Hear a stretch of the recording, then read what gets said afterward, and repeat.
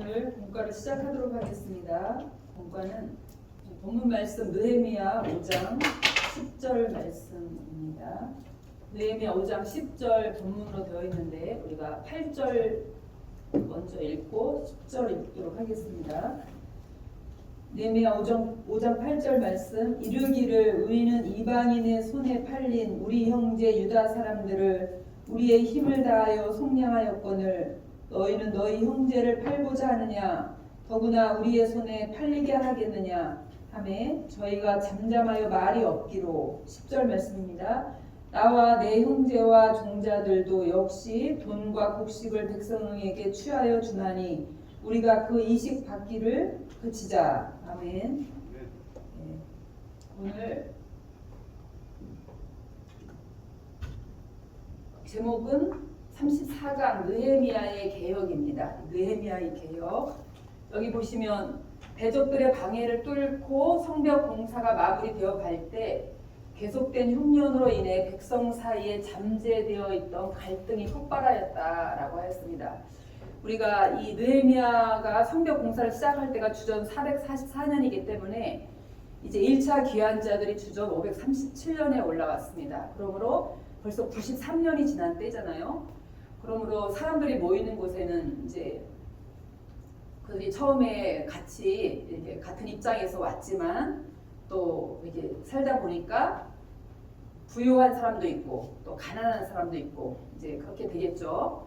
그러는 가운데 여기 보니까 그 계속된 흉년, 그래서 고고학적인 자료에 보면은 그 흉년이 몇 년 동안 계속되었다 이러한 자료도 있다고 합니다. 그래서 흉년으로 인해서 이제 경제적인 문제가 발생을 하게 된 겁니다. 그래서 이 경제적인 문제가 발생한 것을 어떻게 이 위기를 느헤미야가 극복을 하느냐라고 하는 그러한 과정이 되겠습니다. 보니까 식량이 없는 사람들은 자신들의 밭과 포도원과 집을 전당 잡혀서 식량을 얻었으며 또 세금을 낼 돈이 없는 사람들도, 세금이라고 하는 것은 이때는 바사 제국의 통치를 받고 있기 때문에 바사 제국에 내야 되는 세금이 있잖아요. 그래서 세금이 낼 돈이 없는 사람들은 자기의 밭과 포도원을 담보로 빚을 내어서 세금을 바쳤습니다. 심지어 어떤 경우까지 생겼냐면 자식들을 남의 종으로 팔아야 되는 이런 일들이 생겼는데 그리고 밭과 포도원을 다른 사람에게 넘겨줘야 했다라고 하였습니다. 그런데 기가 막힌 것은 부유한 귀인과 민장들이 이스라엘 백성에게 높은 이자를 취하여 자신들의 배를 불렸다고 하는 것이죠. 그러니까 이것은 이 부유한 귀인과 민장은 뭐냐면 귀족들, 또 민장들은 방백, 두령 이런 거를 표현하는 언어로 되어 있는데 이것은 자기 같은 이스라엘 백성들, 가난한 이스라엘 백성들의 그 경제적인 도움을 주면서 이자를 받고 또 안 될 경우에는 이제 그 자식까지 종으로 팔았다 이런 경우가 생기는 것입니다. 그래서 그들은 이 백성의 부르짖음과 원통함을 들은 느헤미야는 크게 분노하여 몇 가지 개혁 조치를 단행하였다라고 했습니다. 그래서 이제 이 소식을 듣고 느헤미야가 개혁을 하였는데 보시면 첫 번째, 이자 받는 것을 그치고 지금까지 받은 이자를 돌려주게 했다라고 하였습니다. 그래서 이자 받는 것을 그치게 했는데 여기 보시면 느헤미야 5장 10절에서 나와 내 형제와 종자들도 역시 돈과 곡식을 백성에게 취하여 주나니 우리가 그 이식 받기를 그치자. 이것은 이제 조금 한글 성경으로는 이해하기가 약간 애매한 면이 있지만 원어로 보면은 나와 내 형제와 종자들, 종자들이라는 것은 그 부하들을 말을 하겠죠. 느헤미야와 같이 일하는 사람들, 그들이 이자 없이 우리가 돈과 곡식을 백성에게 이제 빌려주자 이런 뜻입니다. 그리고 그 이식 받기를 그치자. 이는 하나님의 말씀에 순종하는 것이다 라고 했는데 보시면 레위기 25장 36절에 보면은 너는 그에게 이식을 취하지 말고 내 하나님을 경외하여 내 형제로 너와 함께 생활하게 할 것인즉. 그러니까 이 모세가 율법에서 어떻게 말씀하셨느냐면 너는 내 형제에게 의식을 취하지 말라. 그러니까 이스라엘 백성들은 형제의 개념인 거죠. 그러니까 이 같은 이스라엘 백성들 안에서는 이제 형제의 개념이기 때문에 뭐 현대 사회는 좀 어떨지 모르겠지만 일단은 형제라고 가족이라고 하면 가족에게 돈을 빌려줄 때 이자를 취하지는 않을 거 아니에요. 그러니까 이스라엘 백성들은 그런 입장이죠. 하나님께서 너희는 형제다. 네. 그래서 이 형제들한테 돈을 빌려줄 때 이자를 취하지 말아라. 이것이 하나님의 율법이죠. 그런데 이스라엘 백성들이 그 이제 바사 제국의 포로로 있다가 귀환해서 이방 풍습을 따라가는 거예요. 그러니까 이방 그 당시에 바사 제국의 이자율은 거의 뭐 여기 이제 나오겠지만 100분지 1이라고 이스라엘 백성들 100분지 1을 받았는데 거의 20% 내지 30% 이렇게 이자를 받았다고 해요. 엄청난 이자를 받은 거죠. 그러나 그들의 이자에는 비교가 안 되지만 그러나 하나님께서는 1%의 이자도 받지 말라고 이렇게 율법에는 말씀을 하고 계시는 거죠. 그래서 이 내 형제에게 이자를 취하지 말아라. 이것이 하나님의 말씀이고 두 번째는 이제 그래서 느헤미야는 어떻게 했느냐면요. 받은 이자를 돌려주라고 했습니다. 지금까지 받은 이자도 돌려줘라. 느헤미야 5장 11절에 보니까 취한 바 돈이나 곡식이나 새 포도주나 기름의 100분지 1을 돌려보내라. 이건 1%. 그래서 여기 보면은요. 그 곡식, 포도주, 기름 이런 거를 생활에 아주 필수품 그런 거를 빌려주면서도 이자를 받은 거죠. 1%의 이자.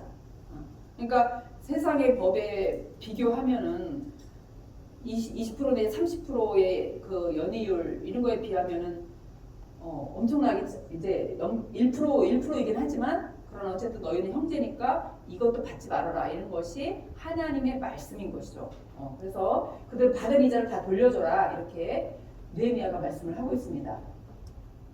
그 다음에 두 번째로는 저당 잡은 땅과 집을 돌려보내게 했다라고 했는데 느헤미야 5장 11절에 보면 그런즉 너희는 여기 오늘이라도 라는 것은요 원어로 보면 오늘 당장 결단해라 이런 뜻이 있습니다. 오늘 당장 바로 이런 뜻이 있어요. 오늘 당장 그 밭과 포도원과 감람원과 집이며 취한 바 돈이나 곡식이나 새 포도주나 기름의 100분지를 돌려보내라. 예, 받은 이자를 돌려주라는 것이죠. 여기서 밭과 포도원과 감람원과 집은 돈을 빌려줄 때 저당 잡은 것이죠. 그래서 이 저당 잡은 모든 부동산, 예, 그러니까 돈을 빌려줄 때 그 집, 포도원, 밭 이런 거를 다 저당 잡은 거예요. 그것을 돌려주라고 명령하였고 이에 백성의 재산을 저당 잡았던 유력자들은 우리가 당신의 말씀대로 행하여 돌려보내고 아무것도 요구하지 아니하리이다. 참 대단한 겁니다. 그렇죠? 예, 돈을 빌려주었는데 그 저당 잡은 것을 다시 그대로 돌려준다라는 것은 쉽지 않은 일인데 그렇게 느헤미야의 말씀에 순종을 했다는 것이죠. 세 번째로 보면은 유력자들로 맹세케 하고 옷자락을 떨쳤다. 느헤미야가 옷자락을 떨침인데 이것은 어떤 상징적인 행동인데요. 보시면 느헤미야가 5장 12절 하반절에서 내가 제사장들을 불러 저에게 그 말대로 행하려는 맹세를 시키게 하고 그러니까 느헤미야가 이렇게 말을 하고 난 다음에 그 말한 거로 끝이는 것이 아니라 그 다음에 제사장들을 불렀습니다. 제사장들을 불러서 제사장들 앞에서 너희가 그렇게 행할 것을 저당 잡은 부동산 다 돌려주고 받은 바 이식을 다 다시 돌려줄 것을 제사장들 앞에서 맹세하라. 느헤미야는 총독이었지만은 그 영적인 그 질서를 너무 잘 아는 사람이었죠. 그리고 여기 보니까 제사장들 앞에서 맹세한다라고 하는 것은 하나님 앞에서 맹세하는 거잖아요. 그러니까 하나님 앞에서 맹세를 시킨 거예요. 그러니까 그 느헤미야가 그 성벽 그 헌당식을 할 때도 그렇죠? 성벽 완공식을 할 때도 그 맨 앞에다가 제사장 에스라를 세워서 그 찬양대여를 인도를 하게 했잖아요. 그러니까 이 느헤미야는 이러한 영적 질서를 너무 잘 알았던 사람이죠. 그래서 제사장들을 불러서 그들 앞에서 반드시 그렇게 행하겠다라고 맹세를 시키고 그 다음에 내가 옷자락을 떨치며 느헤미야가 옷자락을 떨치며 이르기를 이 말대로 행치 아니하는 자는 하나님이 또한 이와 같이 그 집과 산업에서 떨치실지니 저는 곧 이렇게 떨쳐져 빌지로다라고 말씀하고 있습니다. 이렇게 집과 산업이니까 그의 모든 그 사람들이 갖고 있는 모든 그 산업, 그죠? 또 집 이런 것을 떨치게 될 거다. 그랬는데 그럼 그 옷자락을 떨치는 의미가 무엇이냐라고 하는 것이죠. 그것은 맹세를 확실히 하는 상징적 행동으로 만약 이 맹세를 어기면 저주를 받는다는 표시.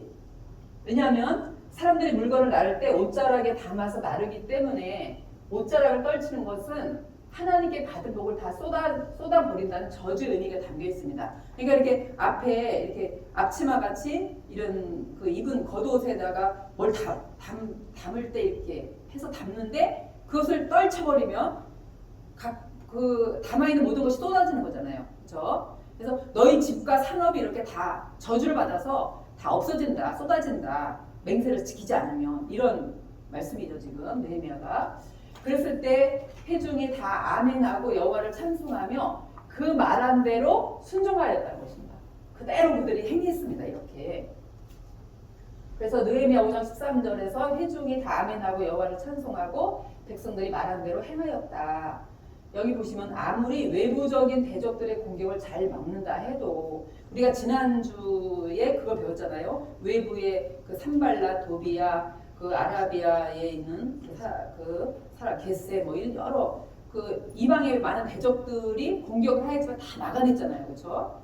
그런데 이 내부적인 균열, 이 언약 백성 내부의 균열과 진통을 해결하지 않으면 하나님의 뜻을 이룰 수 없습니다.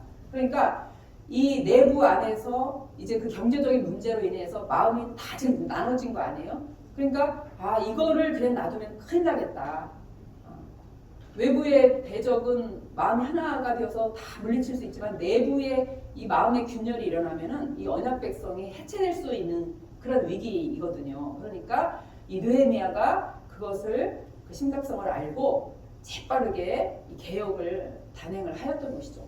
그래서 이 느헤미야의 강력한 지도력과 유력자들의 순종을 통해서 신앙 공동체가 깨어질 위기가 극복되었고 성벽 공사가 하나님의 뜻대로 완성되었다라고 했습니다.